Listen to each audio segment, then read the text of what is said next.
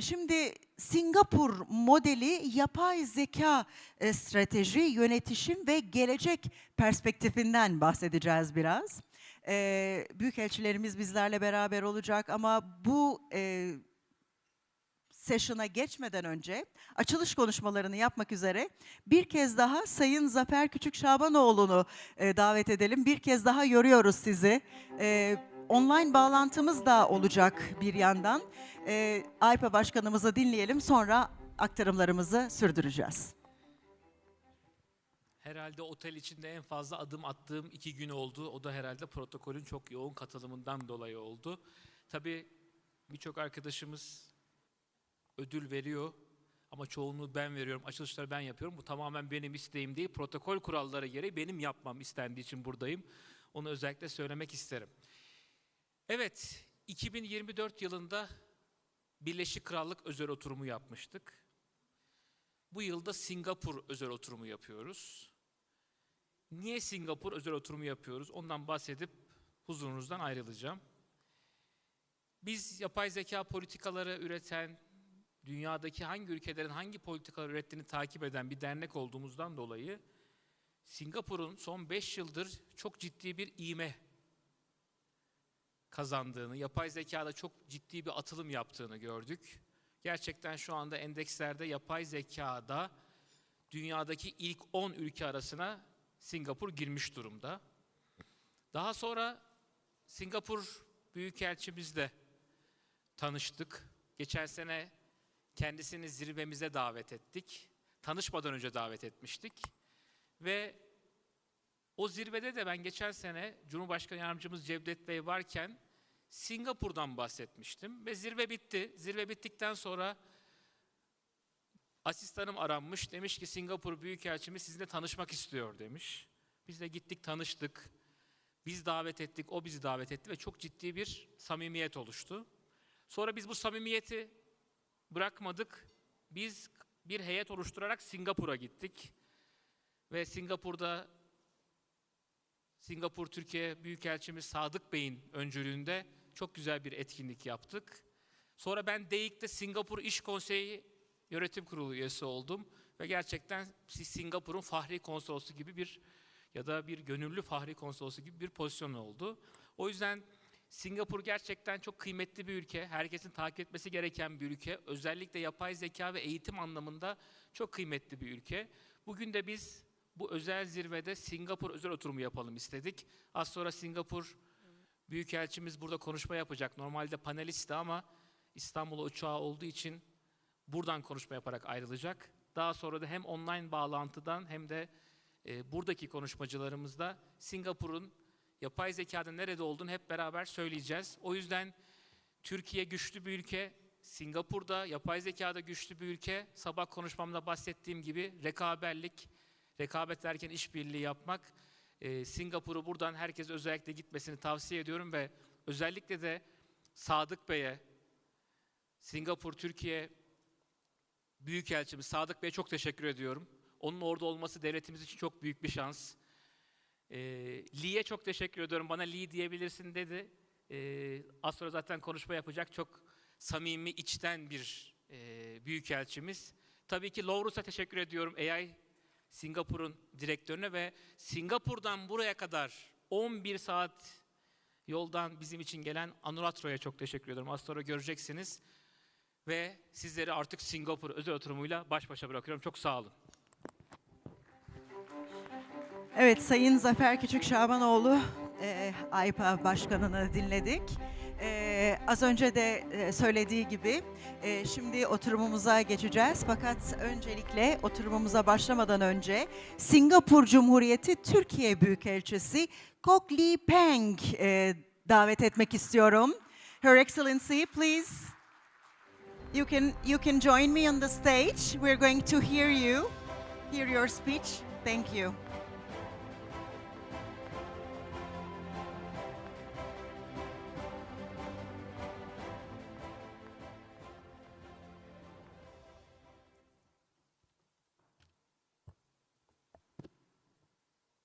A very warm afternoon, good afternoon in Ankara, from Ankara, Sadak Bey, I can't see you, but if you can see me, hello.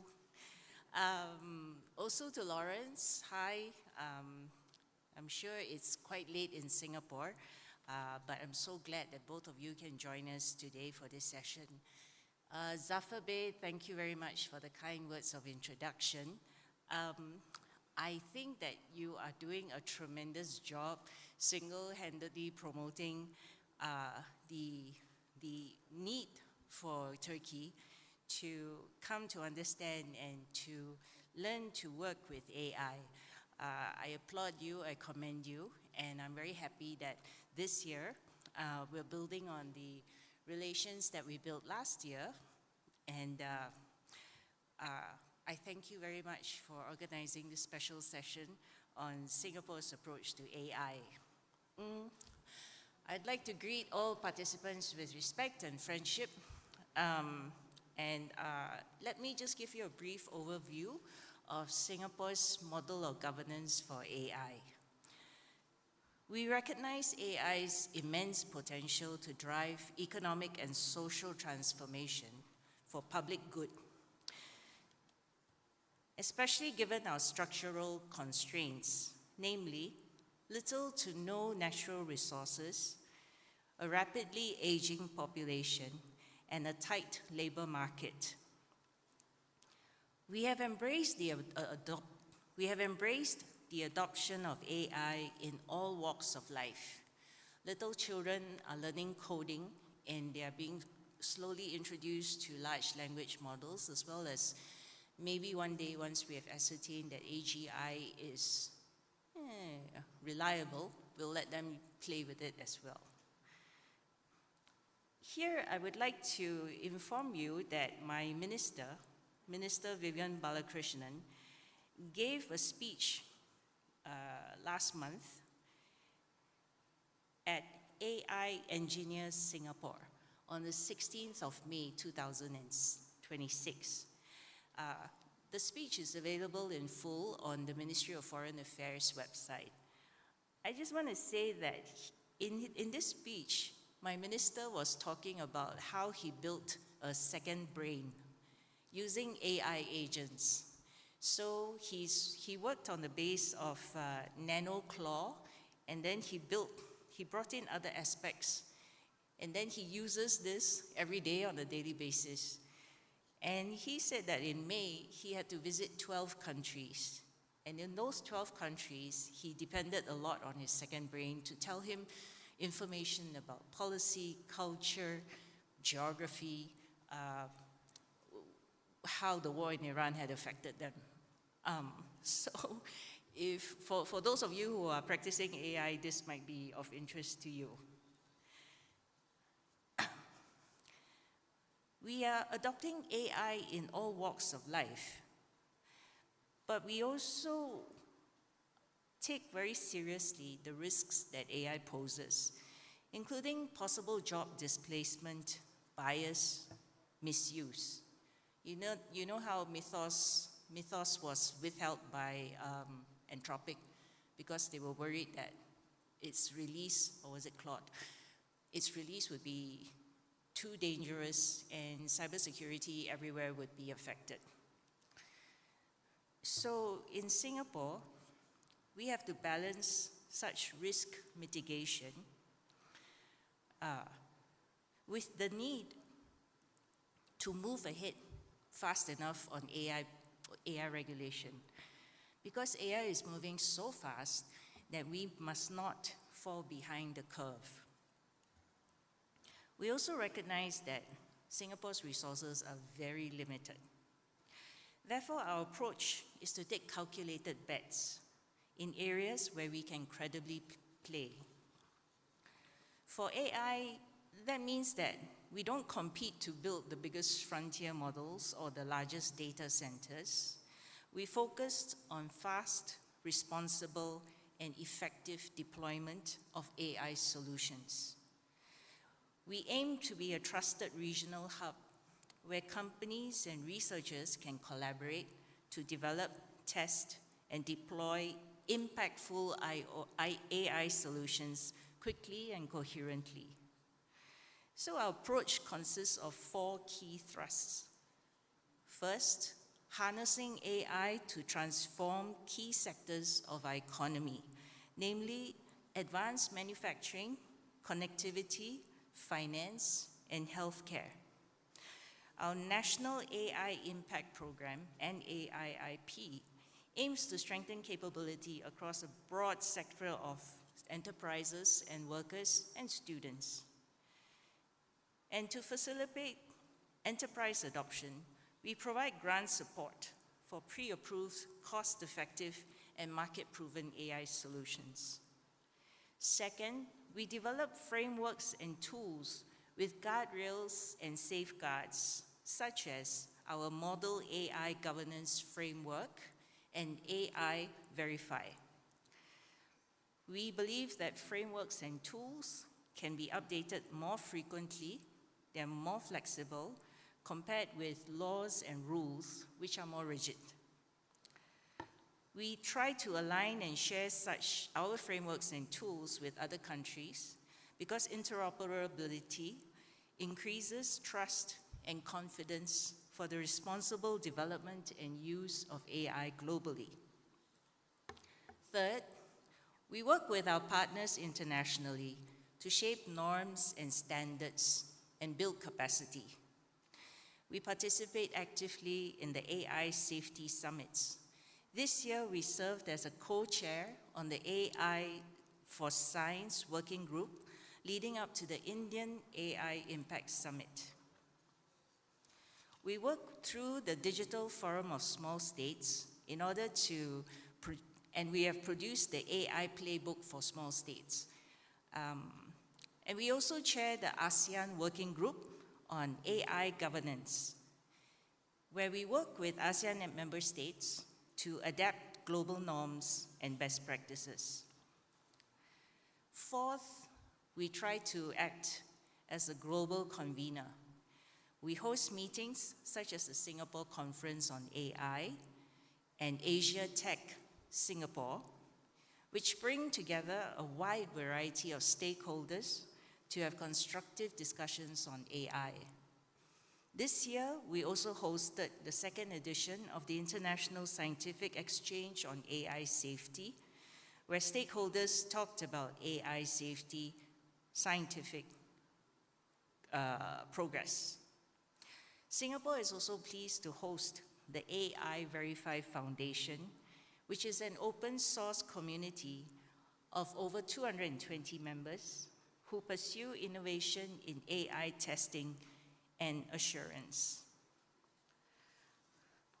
I would like to close off by inviting interested members of the audience to Google our National AI Strategy 2.0 to find out more about Singapore's philosophy and approach to AI. The NICE 2.0 was just released this year, last month to be precise. We also have a lot of information on the website of our Infocom Media Development Authority, or IMDA. For example, in January this year, IMDA released the Starter Kit for testing LLM-based applications for safety and reliability. And they also announced recently that they're working with the AI Verify Foundation to start the AI Tester Accreditation Program, or AITAP, in the third quarter of this year. This program aims to build a pipeline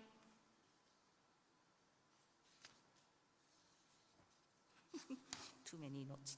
Okay. So AITAP aims to build a pipeline of competent testing firms that can rigorously assess AI programs, AI systems across industries, from healthcare and finance to hiring and public services. This is in line with us trying to develop trusted AI systems. I thank you all for the opportunity to share a little bit about my country's approach to AI and how we view the need to live with AI, to learn about AI and to live with AI, and to use AI for public good. I apologize in advance because I will be leaving to catch a plane to Istanbul. There is also the Zero Waste Forum being held there, and I am under instructions to attend that as well. I want to congratulate Zafar Bey and his hardworking team once again. This has been a wonderful success, and I look forward to continued cooperation between us and between our two governments. And I will also be in Istanbul next weekend for the release of the National AI Roadmap. I look forward to that, and I think congratulations again. Your really hard work has moved Turkey, has moved the needle for Turkey's AI policies. Thank you all very much, ladies and gentlemen. I wish you a good day. Your Excellency, Ambassador Kok Lee Peng, can you please stay with us just a little bit longer for the ceremony? Just 2-3 minutes. Please, can you join me in front of the stage? Zafer Bey, sizi bir kez daha yoruyoruz biliyorum ama sahneye davet etmek isterim. Thank you very much for your participation and for your perspective. Thank you.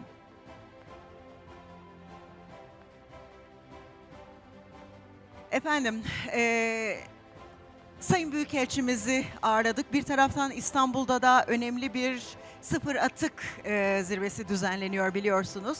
Oraya katılacak kendileri ve aramızdan ayrılıyorlar.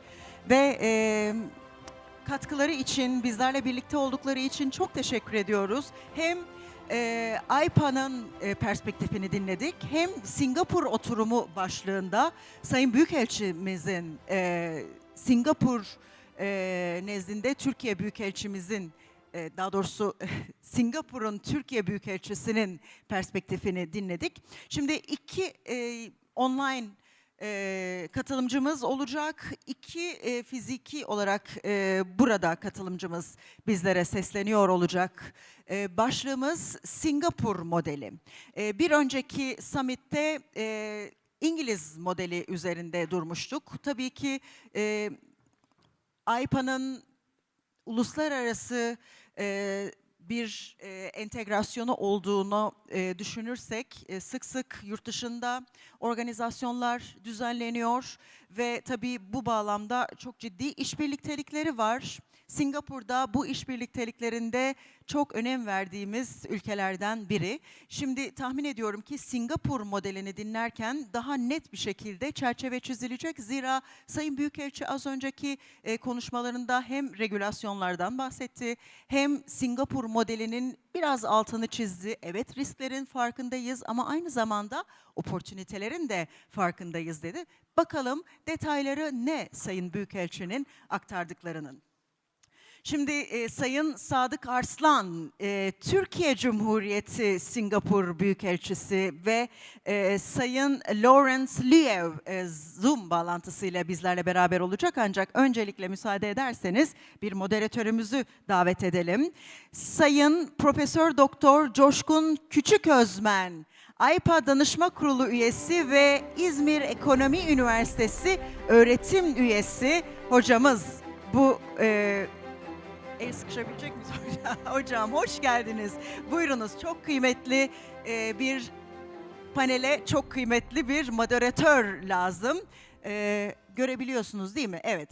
Ve efendim şimdi yine bizimle birlikte olan Sayın Doktor Anuradhas Rao, Cyber Cognizance kurucusu. Did I pronounce it right? Am I right? Thank you, thank you once again. Ve efendim Türkiye Cumhuriyeti Singapur Büyükelçisi Sayın Sadık Arslan bizimle beraberler. Zannedersem 4-5 saat ileride olmaları lazım bizden. Ve Sayın Lawrence Liew, AI Singapur Direktörü bizimle birlikteler yine. Hoş geldiniz. Sizlere de hoş geldiniz diyoruz ve sözü Sayın Hocamıza bırakıyorum ben. Söz sizde hocam. Teşekkür ediyorum. Buyurunuz. Sesim geliyor herhalde değil mi? Bir sorun yok. Thank you very much for your participation. And time is more valuable than gold now. So I want to start with, without wasting a second, the very valuable panelist, Lawrence Liew, if he's ready to answer or start the panel. And can you hear me, Lawrence? Well? Great. Can we hear him now? It's okay. Right. Super. And I want to give a very brief information about Lawrence. Then we have met in Singapore last year. And you know, I should sincerely tell you that, you know, it was very important and, you know, impressive things for me. He is one of the architects of Singapore's AI transformation and a driving force behind AI talent and innovation initiatives. And as the leader at Singapore AI, he has been instrumental in advancing AI adoption, talent development, and most importantly, the practical deployment of AI at national scale. So, my first question is, Lawrence, can you please tell us about AI Singapore programs with a focus on industry adoption and deployment of AI? Yes, so thank you for inviting me for this event. So very briefly, AI Singapore, we are a Singapore government-funded national program for AI. And specifically for myself and my team, we focus very much on trying to accelerate the adoption of AI in the industry. We started in 2017, so that's more than 9 years ago. And my original mandate was to do 100 AI projects. But in executing that, we encountered quite a number of hurdles which we had to be creative to solve, including the AI talent problem. So, while trying to work with the industry and incentivizing the industries to do projects with us, we also had to create an apprenticeship program which brought in fresh graduates, brought in working professionals who are passionate about AI, and retrain them to become AI engineers. So we put this, what we call apprentices, together with our AI engineers to work on this 100 experiments or these AI industry projects. And over the last 9 years, we have deployed more than 300 real-world AI projects into production. And using these projects, we have trained probably about 550 AI talents. Now, 550 is very small in the overall scheme of things, but nevertheless, it is still a significant number that is creating quite a big impact in the local industry. Okay, thank you very much. And it's very impressive, particularly the apprentice program and the 100 experiments and the time you allocated to develop, you know, first AI nation efforts. We really appreciate it. And can you please now tell us about your talent attraction or talent capabilities? How do you start, initiate, and carry this program? So, Singapore as a whole, we are a very open country, so obviously we welcome the best talents into Singapore. And in fact, in my team, in the early days, we had AI talents from all over the world, from America, from the Middle East, and obviously around Southeast Asia.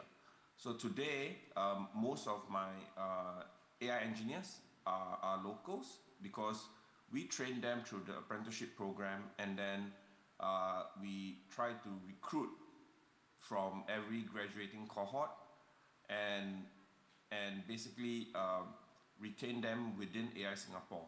But most of them will not stay very long, and that's by design.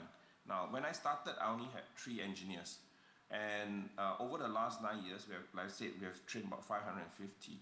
And today, at any one time, we have about 50 to 60 engineers within AI Singapore. And most of them are all graduates of the apprenticeship program. And when they graduate, we bring them into our team. Maybe a cohort of 30, we may hire 4 or 5. The rest will join the industry. And this 4 or 5 will join AI Singapore and become the next version of the AI mentors. So as my senior engineers leave AI Singapore to join the industry, we promote the junior engineers to become the senior engineers and so on. So we have created a pipeline where we have solved to a certain extent, our AI talent problem, where we train, we groom, we mentor, and then we release them back to the industry. So this has been a very sustainable model, especially from a government and academia perspective, because AI engineers are very expensive if you want the very best ones from the industry. We just can't afford them. But with this model, we have found that we are able to get highly passionate individuals who we can train, and a lot of them perform very well, and they become very good engineers after the apprenticeship program or after staying with us for a few years. That's great. You are progressing, developing models, testing, and they're all at the same time. Sometimes I think that, Singapore is an AI talent magnet when I talk to my students. So they are very happy. So we hope that, this magnet captures us in the future. Right, my final question is about the speed, the acceleration of agentic coding. And can you please briefly tell us about your approach to this issue? So this is definitely something that is very important, and this whole agentic coding really happened, not very long ago. It's like probably only the last 6 or 8 months that has become viable. So within AI Singapore, obviously we are all engineers, and all our projects are using that. But more importantly, about 3 weeks ago, together with the Singapore government, we launched a new program. We call this AI X Tech, where through AI Singapore, we are funding software engineers to come on board and learn how to use all these agentic coding tools through a curriculum that we put together. They pay a very low, very small amount of money. They finish the curriculum, and then after that, we will actually top up their account with 600 Singapore dollars of credits for them to use in the supported coding tools that we have on our platform. So this is really a way to incentivize software developers to adopt agentic coding tools much faster. Thank you very much for your contributions. If we have time, maybe we will get back to you for a very brief opinion at the very end. Thanks very much. Now we have our, guest, Dr. Anu, and she came all the way from Singapore to participate in live this session. So Anu, how do you feel yourself in Turkey? First, let's start. Yeah. It's been great. I just wanted to thank the organizers first for having me. It's my first time in Turkey, and I'm enjoying the hospitality very much. Yep.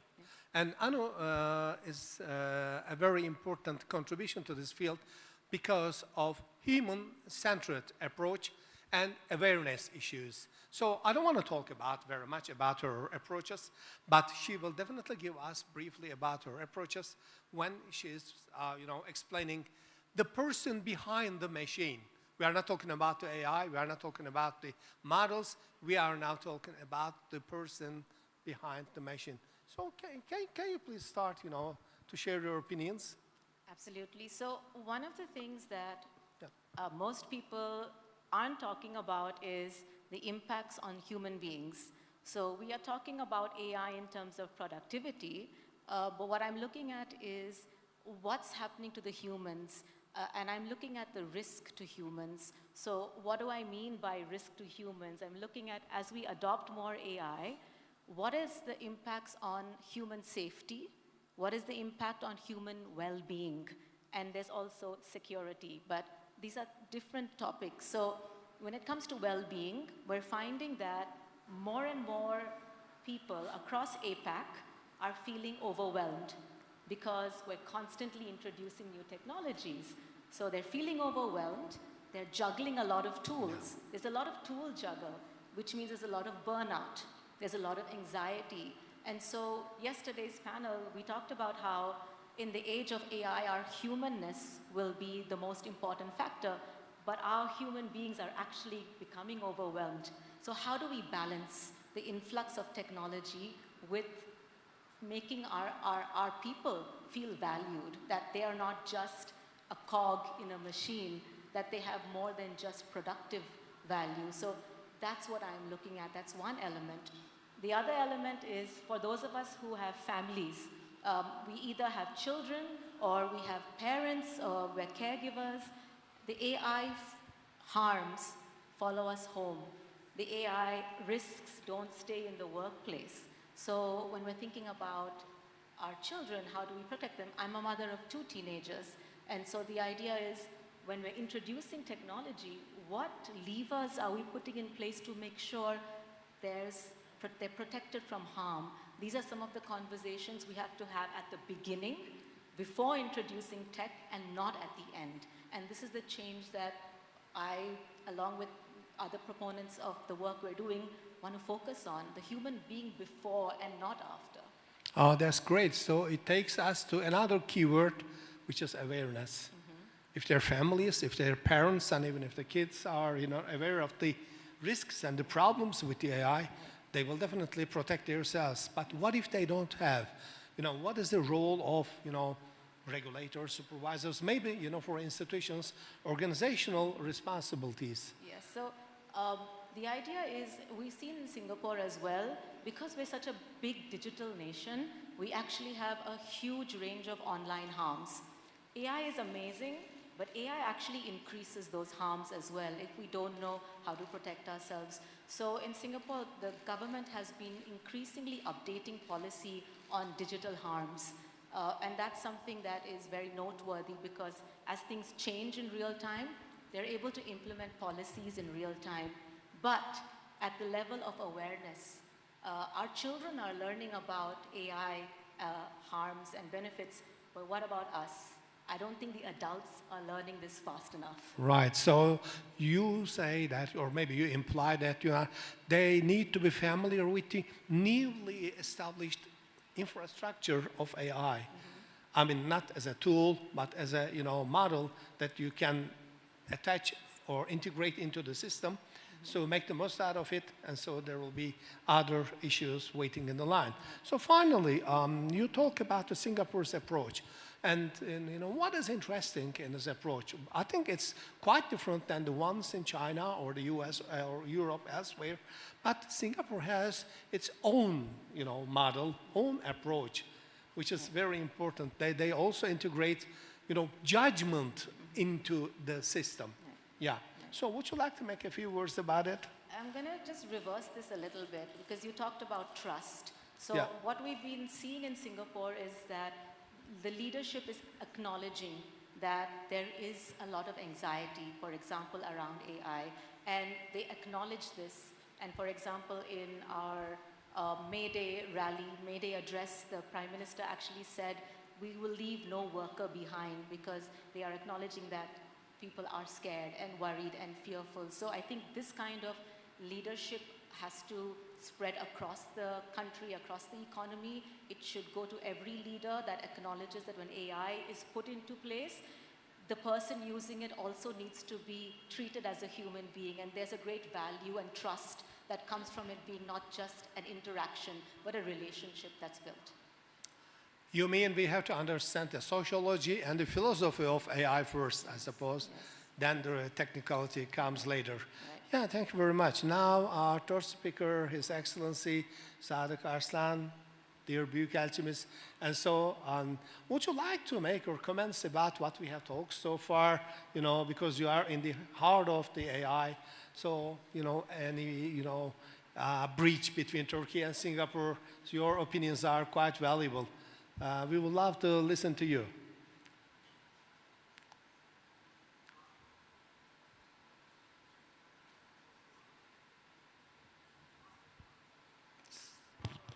Can you hear? I think someone's...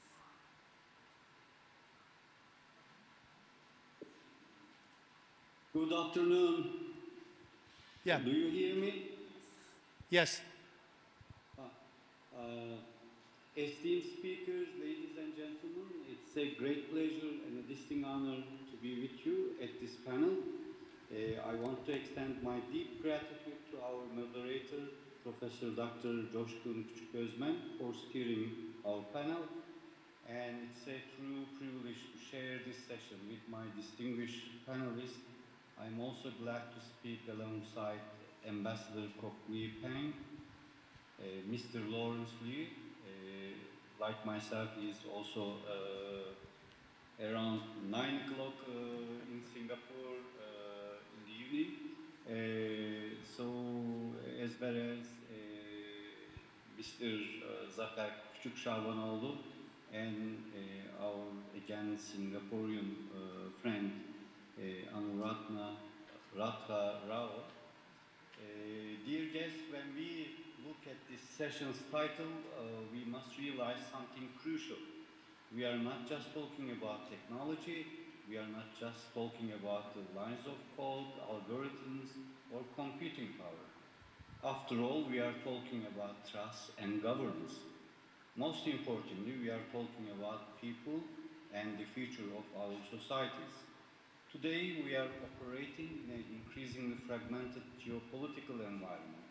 Technology is no longer neutral, it is tied to national security, economic resilience, as well as global competition. As a holder of PhD in economics and also a reader of political science and international relations, we don't like, for instance, monopoly in economics, and we don't like hegemony in politics or international relations. And AI poses both challenges as well as opportunities when it comes to these 2 points. First of all, I mean, if it concentrates in just in the hands of few companies, as well as in few countries, you may expect, I mean, high risky for the rest of the world or the countries like us, be it middle power situation or let's say small countries like Singapore. So we need to be more careful about the challenges as well as the opportunities. That's why in this challenging reality, building a trusted AI ecosystem is also a core requirement for our national stability. As Ambassador Kok Lee Peng highlighted through Singapore's national AI strategy updates, a successful nation needs a clear vision. Singapore has shown the world how to combine deep ambition with strict discipline. The strategy focuses on harnessing AI for the public good. It guides technology to empower individuals, support businesses, and strengthen public systems. This is a model that balances rapid innovation with safety. This balance is vital because we are witnessing a fundamental shift in our world. We cannot stop this wave of change. Instead, we must learn to manage it. We must maximize our unique national advantages. This requires strong governance, clear frameworks, and proactive leadership. No single nation has all the answers to these challenges. No country can solve these massive questions entirely alone. This is where the relationship between Turkey and Singapore becomes incredibly valuable. We have different geographies and historical backgrounds, but when you look closer, you see that we have perfectly complement each other. Singapore is a global hub for finance, advanced logistics, and trusted digital systems. It is the undisputed gateway to Southeast Asia and the wider ASEAN region. It is a place known for its institutional strength and regulatory clarity. Turkey, on the other hand, is a massive and dynamic economic force. We are a natural bridge connecting Europe, Asia, Middle East, and Africa. We have a huge domestic market, a powerful industrial footprint, an incredibly young, talented, and adaptable workforce. Where Singapore offers a deep experience in digital governance and global financial networks, Turkey offers scale, massive production capacity, and intense entrepreneurial energy. These strengths should not operate in isolation. They can work together, and they must work together. Artificial intelligence, gives us the perfect modern arena to grow this strategic partnership. We are already turning this potential into real, tangible cooperation. Just a few months ago, Singapore hosted the Global FinTech Festival. I am proud to say that Turkey was present in full force. The Investment Office of the Presidency of the Republic of Turkey joined the festival to showcase our national digital vision. During the festival, we also brought Turkish and Singaporean AI experts together to discuss avenues of cooperation between the two countries. More recently, prominent members of our business community, the Turkey-Singapore Business Council, were recently here for meetings. They engaged directly with global investors, regulators, and partners. We also brought to Singapore our fastest growing technology companies, including our celebrated Turcons, our high-value tech unicorns. This active participation proves an important point. Turkey is not just observing global technology trends from a distance, but we are actively shaping the global conversation. Yep. Today, Turkey boasts highly successful world-class companies in fintech, gaming, e-commerce, software development. They are young, they are hungry, they are open to the world. Some of them picked Singapore as their global headquarters. For these ambitious Turkish firms, Singapore is an ideal partner. It provides a stable base for regional expansion across Southeast Asia.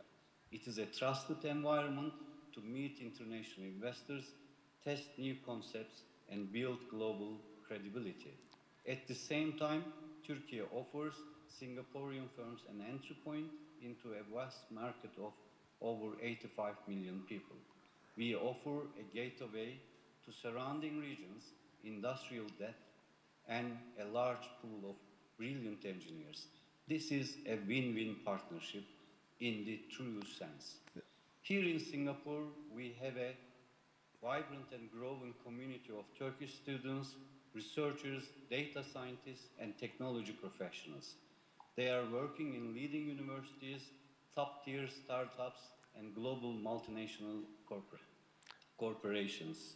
Okay, thank you very much, Ambassador. We are now running out of time, and you know the timer shows 4 zeros at the moment. It means that we have completed.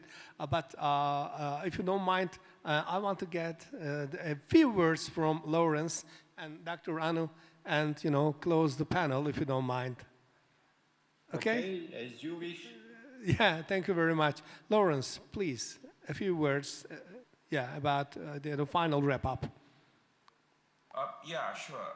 So I think what the ambassador have said is perfectly correct. I think both countries share a lot of similarities, and we both understand that we are not going to build the biggest frontier models. We need to focus on industrial applications and building the talents that can really take some of the state-of-the-art models, fine-tune them, and actually deploy them into the industries in our countries. Thank you very much. Great contribution. Dr. Anu? Yes, my final words would be to any leader. Any leader, we're all leaders of ourselves, but we're also leaders at home or at work. Before we're thinking of implementing anything digital, any AI tool or product, stop, breathe, think about the potential benefits, but think about the potential risk it brings in to human safety, organizational security and well-being, and a balanced approach is always the best way to go. So we today have diplomacy and technology and human, part of the AI. So thank you very much for your patience, and thank you very much for all the panelists. So you allocated your precious time, probably it's 9:30 or 9:15 in Singapore. And, today, I hope it was a really good panel for the participants. Thank you very much, everybody here, for their patience. Thank you. And dear professor, thank you very much to you for this fruitful session. It was great to have you here, and of course to you too. It was really wonderful to hear your perspective. Please, plaket session. Evet, plaket takdimi için Zafer Bey bir kez daha sizi sahneye davet etmek istiyoruz. Plaketlerimizi takdim edelim. Ve Singapur'dan bizlerle beraber olan ve hocamızın dediğinin altını çizelim, değerli zamanlarını bizlere ayıran kıymetli dostlarımıza da, Sayın Büyükelçimize de çok teşekkür ediyoruz.